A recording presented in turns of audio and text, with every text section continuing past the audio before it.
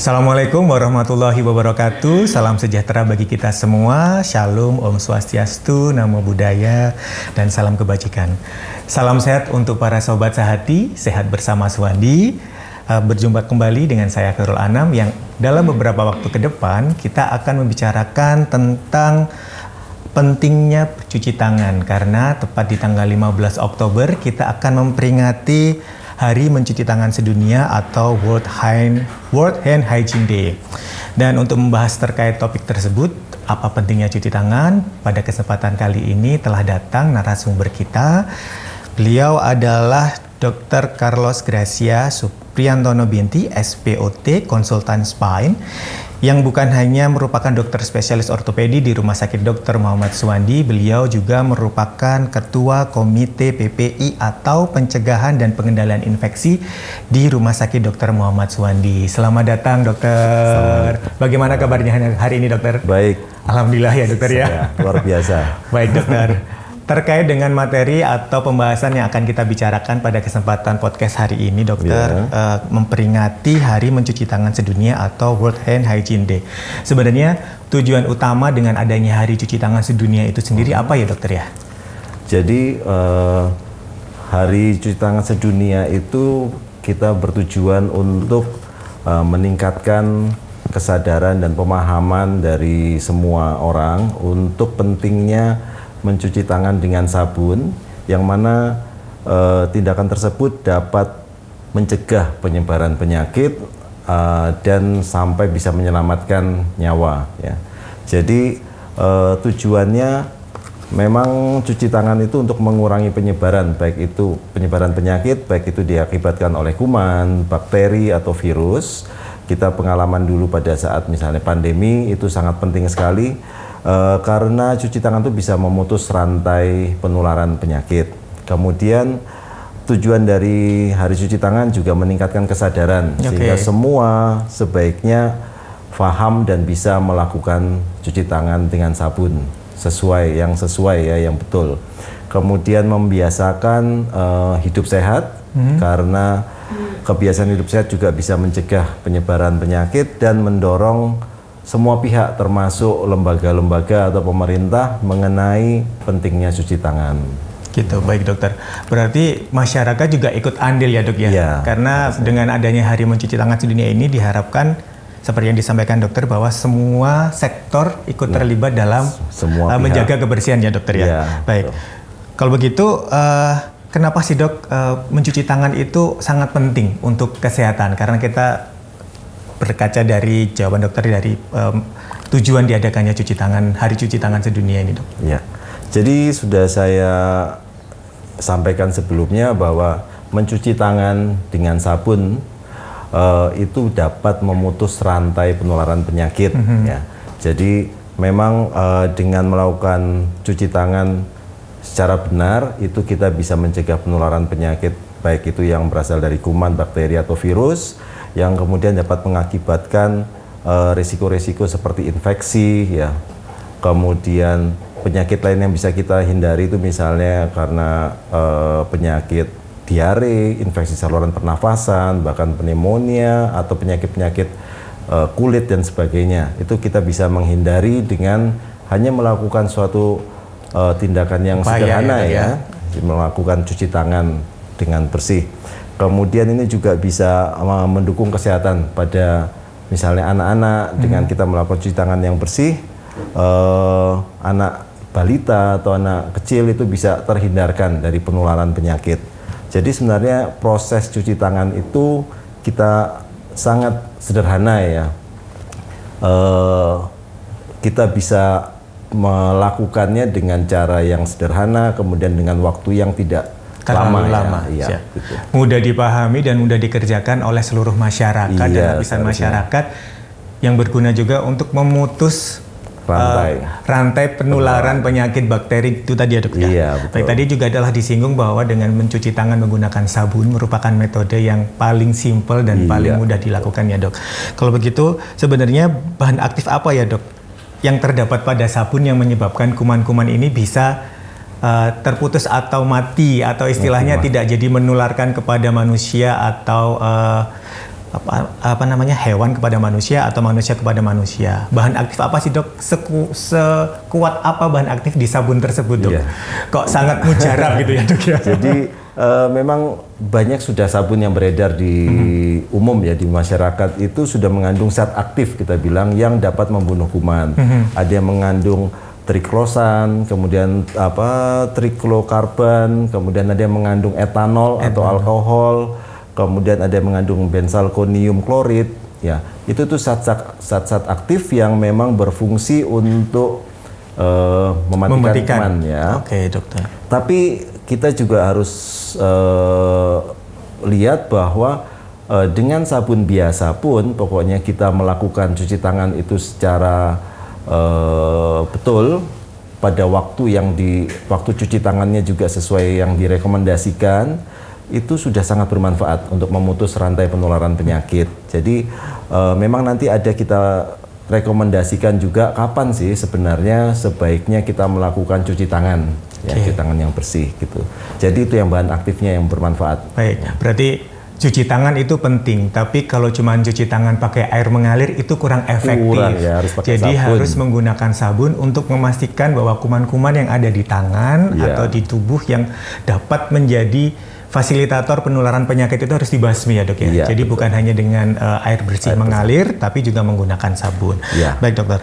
Tadi juga disampaikan bahwa kita harus menggunakan sabun dan mencuci tangan dengan cara yang baik. Sebetulnya, dokter, ada langkah-langkah nggak sih, Dok, atau metode mencuci tangan yang baik sesuai dengan WHO mungkin ya, Dok ya, atau aturan yang ada supaya kita itu nggak hanya cuci tangan gini aja gitu, Dok. Apakah ini sudah efektif atau kurang efektif, dan yang betul itu yang seperti apa, dokter? Baik, jadi memang mencuci tangan yang benar itu sudah ada pedomannya yang dikeluarkan oleh WHO ya, Badan Kesehatan Dunia, di mana kita mengenalnya, kita bilangnya 6 langkah. 6 langkah mencuci tangan. Ya. Baik. Jadi mulai langkah pertama basahi tangan, kemudian gosok telapak tangan, kemudian gosok punggung tangan, kemudian gosok sela-sela jari, kemudian gosok punggung jarinya, kemudian mulai dari ibu jari dan ujung-ujung jarinya semuanya dibersihkan, kemudian dibilas, kemudian baru dikeringkan. Baik, dokter. Kemudian tadi setelah kita sudah tahu bahan aktifnya, tahu langkah-langkahnya, kapan sih, Dok, sebenarnya waktu terbaik kita cuci tangan? Apakah 5 menit sekali, 1 jam sekali? Itu nanti tangannya bisa keriput ya, kalau terlalu sering. Kering nanti. Jadi sudah ada yang direkomendasikan juga kapan sebaiknya kita melakukan cuci tangan. Jadi umumnya yang kita rekomendasikan adalah sebelum makan kita lakukan cuci tangan. Kemudian sebelum memasak atau menyiapkan makan itu kita melakukan cuci tangan. Setelah menggunakan toilet itu penting juga kita harus cuci tangan. Sebelum dan setelah merawat seseorang yang sakit, kemudian setelah batuk atau bersin kita juga harus mencuci tangan.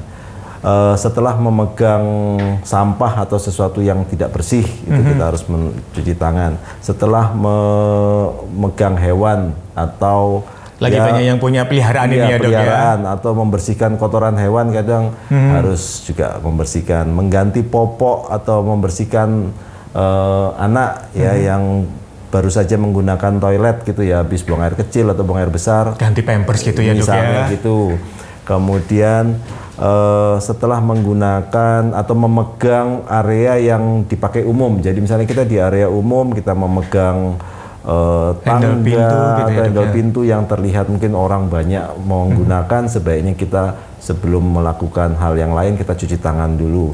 Sebelum atau sesudah kita melakukan perawatan luka misalnya juga kebersihan tangan harus dilakukan ya. Sehingga kalau semua hal itu kita lakukan, harapannya kita kan rantai penularan penyakitnya bisa kita putus. Baik. Jadi tidak serta-merta setiap saat harus cuci tangan, jadi seperti kayak fobia kebersihan, jadi nyentuh cuci tangan itu cuci tangan gitu. Jadi ada beberapa poin-poin penting yang seperti disampaikan oleh Dr. Carlos, bahwa setelah melakukan hal-hal yang berhubungan dengan sesuatu yang kurang bersih, lebih baik menggunakan mencuci tangan menggunakan sabun dengan tata cara yang baik ya dok. Betul. Ya, supaya kita semua bisa memutus rantai penularan penyakit yang ditularkan melalui sentuhan terutama ya dok. Betul. Ya. Baik dokter, tadi setelah kita mengetahui tentang resiko-resikonya dokter, sebenarnya penyakit atau bakteri yang menyebabkan penyakit apa itu yang disebabkan karena kita malah cuci tangan, tidak menjaga higienitas pada diri sendiri gitu ya dok. Penyakit apa sih dok yang paling sering timbul kepada orang yang tidak bersih maupun orang yang sebenarnya bersih tapi tertular, dan resikonya tinggi nggak sih dok penyakitnya? Ya, resiko penularan itu penyakit itu cukup banyak yang bisa terjadi di masyarakat. Umumnya misalnya kita kalau kurang menjaga kebersihan, bisa terjadi diare atau ada gangguan pada saluran cerna kita lah ya. Kemudian ada saluran pernafasan, ada juga bisa sampai terjadi pneumonia ya, infeksi saluran pernafasan juga itu. Kemudian kadang kita kalau setelah memegang sesuatu kemudian tanpa sadar mengucek-ngucek mata, itu infeksi di mata ya, bisa sampai konjungtivitis atau bahkan lebih dari itu. Penyakit lain misalnya hepatitis itu bisa tertular juga. Cacingan misalnya, penyakit cacingan itu masih bisa menular. Dengan kalau kita memegang dan tidak menjaga kebersihan tangan. Infeksi pada misalnya luka kita ada luka kemudian tidak menjaga kebersihan, bisa luka terbuka ya dok. Bahkan luka-luka seperti yang ringan aja, lecet atau luka yang kecil, kalau kita nggak menjaga kebersihan bisa infeksi. Penyakit-penyakit yang berhubungan sama kita yang dari hewan ya, kita ada peliharaan atau memegang hewan tanpa mencuci tangan kemudian kita melakukan aktivitas, penyakit itu bisa berpindah ke manusia juga kan bisa. Jadi penyakit yang disebabkan oleh hewan, kemudian penyakit-penyakit yang berhubungan sama penyakit kayak penyakit dari untuk hand, foot, sama mouth disease itu ya. Jadi dari kita megang kemudian kita ke arah tubuh kita itu bisa tertular dari hal-hal yang misalnya kita tidak menjaga kebersihan tangan. Ternyata banyak sekali ya dok ya penyakit yang bisa ditimbul, penyakit yang bisa timbul hanya karena kita tidak rajin cuci tangan dan tidak menjaga kebersihan diri sendiri, sehingga kita tidak hanya berbahaya untuk diri sendiri tapi juga berbahaya untuk orang lain ya dok ya, karena kita sebagai pembawa bakteri karena kita tidak bersih mencuci tangan. Wah, bahaya sekali ya. Baik dokter. Baik dokter.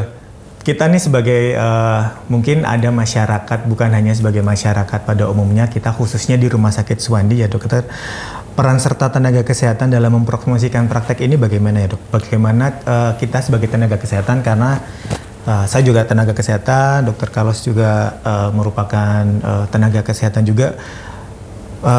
Peran serta untuk mempromosikan praktek mencuci tangan yang baik itu sejauh ini bagaimana dokter? Ya, baik. Jadi utamanya kita sebagai tenaga kesehatan, kita harus memang betul-betul melakukan cuci tangan, mempraktekkan ya dok, memberi contoh diri kita sendiri, kepada orang lain. Baik. Sehingga kita bisa memberikan contoh kepada orang lain, menjadi teladan bagi orang lain bahwa mencuci tangan dengan cara yang benar dan bersih itu adalah hal yang baik untuk memutus penularan penyakit. Kita jadi bisa melakukan suatu edukasi kepada orang lain, pada masyarakat, mulai dari masyarakat sekitar lingkungan kita, lingkungan kerja kita di rumah sakit, lingkungan rumah kita bisa memberikan edukasi atau penyuluhan. Kemudian kita sebagai tenaga kesehatan atau fasilitas kesehatan, kita juga bisa membantu menyiapkan fasilitas untuk mencuci tangannya, mulai dari tempat cuci tangannya, entah itu wastafelnya atau sabunnya, kita bisa berperan aktif untuk memfasilitasinya ya. Kemudian juga kita sebagai fasilitas kesehatan kita mempromosikan suatu pencegahan infeksi. Jadi kita bisa kepada lingkungan juga kita memberikan informasi tentang pencegahan, penyuluhan seperti ya dok ya, di tingkat RT, RT dan RW gitu ya dok. Ya, karena kita jadi bisa berperan aktif dalam program itu. Kemudian sebagai tenaga kesehatan kita bisa pada tenaga kesehatan yang lainnya kita saling mengingatkan Rekan sejawat. sejawatnya, mengingatkan untuk selalu mencuci tangan yang bersih ya. Kemudian saling mengawasi, biasanya kita kemudian saling mengingatkan seperti saya gitu, teman, kolega dan sebagainya untuk cuci tangan juga. Kemudian kepada kita sebagai tenaga kesehatan bisa memberikan masukan misalnya kepada lembaga tertentu atau mungkin kepada pemerintah setempat atau pemerintah dalam hal pentingnya cuci tangan. Mempromosikan terkait dengan cuci tangan ya dok ya, baik, karena kita sebagai tenaga kesehatan juga tidak bisa berdiri sendiri ya dok ya, kalau kita tidak ada bantuan dari sektor yang lain. Harus didukung lah istilahnya. Betul, harus saling mendukung dan saling bertanggung jawab untuk membantu mensukseskan mencuci tangan yang baik dan benar ya dok ya. Baik dokter, karena kita tujuannya sudah jelas nih dok, karena kan khususnya di wilayah Surabaya sendiri dokter, di wilayah Surabaya sendiri itu tidak semua wilayah teraliri dengan air yang bersih atau tidak semua wilayah itu dapat menjaga kebersihannya dengan baik dok. Kemudian tantangannya apa ya dok ya untuk orang-orang atau masyarakat sekitar yang sulit untuk dapat mengakses sarana mencuci tangan yang baik dok? Baik, jadi memang untuk melakukan cuci tangan kita harus terdapat fasilitas ya, yang fasilitas mendukung, ya, dok? Untuk mencuci tangan yang mendukung. Jadi harus pada area yang sulit ada keterbatasan dari akses air bersihnya ya, artinya kita harus membantu atau mengusahakan adanya air bersih yang bisa kita berikan untuk proses cuci tangan. Kemudian fasilitas-fasilitas cuci tangannya tadi seperti sudah saya singgung, mulai mungkin tempat cuci tangannya, sabunnya, kemudian untuk mengeringkannya itu kita juga perlu ya seperti itu fasilitasnya. Nah, kalau mengenai kesadaran dan pengetahuan tentang cuci tangan itu kita tenaga kesehatan saya rasa bisa membantu penyuluhan, edukasi secara rutin ya dok dilakukan menggunakan edukasi. Iya. Kemudian berhubungan sama kebiasaan ya mengenai budaya dan tradisi setempat, kita jadi bisa edukasi atau penyuluhan mengikuti proses-proses yang di lingkungan tersebut. Jadi dengan proses-proses itu kita harap ya masalah-masalah yang ada saat ini untuk dalam proses cuci tangan itu bisa kita bantu untuk mengatasinya. Jadi supaya istilahnya kalau ada daerah-daerah yang dalam kesulitan, kita sebagai tenaga kesehatan harus tetap mengupayakan ya dok ya. Dan mematahkan paradigma-paradigma lama seperti misalnya ini makanan jatuh belum 5 menit itu nggak boleh ya dok ya, itu harus dipatahkan. Itu tradisi yang tidak baik karena sesuatu yang sudah menyentuh tempat yang kotor itu tidak boleh ya dok ya, harus melakukan cuci tangan dan makanannya harus dibuang karena itu nggak baik ya bapak ibu teman-teman sekalian. Sudah terkontaminasi. Betul, dan terkontaminasi dan bahaya bukan hanya dari makanannya tapi juga bakterinya yang dapat menyebar. Dan kalau sudah mengambil makanan yang kotor dari bawah, jangan lupa untuk melakukan cuci tangan seperti itu ya dok ya. Baik dokter, kalau begitu sebenarnya strategi yang paling efektif apa ya dok untuk mengubah perilaku masyarakat terhadap hal-hal yang bertentangan dengan cuci tangan dan supaya masyarakat ini juga lebih aware dan lebih mawas diri untuk tetap dan lebih sering mencuci tangannya dok? Ya. Jadi banyak hal yang bisa kita lakukan dalam untuk strategi yang efektif untuk merubah perilaku untuk membiasakan cuci masyarakat tangan. Ya. Jadi yang tadi sudah kita singgung bahwa biasanya kita melakukan edukasi atau penyuluhan bisa di komunitas tertentu atau selama ini kita lakukan edukasi atau penyuluhan di dalam rumah sakit maupun di sekitar lingkungan rumah sakit kita lakukan edukasi dan penyuluhan. Kita melakukan demonstrasi bagaimana caranya untuk melakukan cuci tangan yang benar, langkah-langkah yang direkomendasikan. Kemudian setiap ada event atau acara kita ikut masuk pada acara itu untuk melakukan demonstrasi bagaimana cara cuci tangan yang baik dan benar. Ya. Kemudian ya untuk event-event yang ada itu kita biasanya berusaha untuk aktif ikut serta mempromosikan cuci tangan. Gitu. Jadi tidak istilahnya tidak setengah-setengah ya dok ya. Iya. Jadi selalu berperan aktif karena sebagai bentuk kepedulian kepada masyarakat dan juga khususnya dari PPI sendiri di Rumah Sakit Suwandi, di mana pencegahan dan pengendalian infeksi ini akan berperan aktif karena rumah sakit sendiri itu rentan terhadap bakteri ya dok ya. Jadi harus sangat-sangat diperhatikan sekali terkait cuci tangannya. Baik dokter, ini mungkin pertanyaan terakhir karena kita keterbatasan waktu nih dok. Sebenarnya mau lebih panjang tapi waktunya terbatas dok. Kalau menurut dokter Carlos sendiri nih, permasalahan terkait mencuci tangan itu merupakan masalah publik yang serius kah dok? Iya, memang ya. Jadi karena sangat penting perannya. Kita sudah terbukti bahwa proses atau cuci tangan yang sederhana itu memang betul-betul bisa memutus rantai penularan penyakit, bisa mencegah terjadinya transmisi penyakit baik di lingkungan rumah sakit maupun di lingkungan masyarakat umum. Kemudian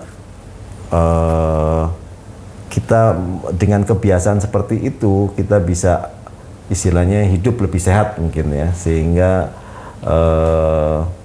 karena sehat itu kan penting ya. Penting. Jadi, sehat itu penting dan mahal dok. Dan mahal. Jadi kita harus jaga supaya dengan proses yang sederhana ini kita bisa mencapai kesehatan yang baik. Baik. Jadi seperti dokter Carlos tadi sampaikan, hanya karena mencuci tangan itu menjadi masalah yang serius ya dok ya. Karena dengan mencuci tangan merupakan langkah awal bagi diri kita dan juga masyarakat sekitar untuk memutus rantai penyebaran bakteri ya dok ya, yang terdapat pada tangan-tangan kita yang kurang bersih dok. Jadi terima kasih dokter atas waktunya, dan sebagai kesimpulan mencuci tangan adalah masalah kesehatan publik yang serius karena dampaknya terhadap pencegahan penyakit kesehatan masyarakat secara keseluruhan dan peningkatan kesadaran. Oleh karena itu, upaya untuk meningkatkan praktek mencuci tangan di kalangan masyarakat sangat penting dan perlu didorong melalui edukasi, kampanye, dan penyedia fasilitas yang memadai. Terima kasih banyak Dr. Carlos atas waktunya, dan untuk masyarakat podcast Sehati, Sehat Bersama Suwandi, terima kasih telah mendengarkan, dan jangan lupa Rumah Sakit Suwandi, kami ada untuk Anda melayani sepenuh hati. Terima kasih dokter atas waktunya.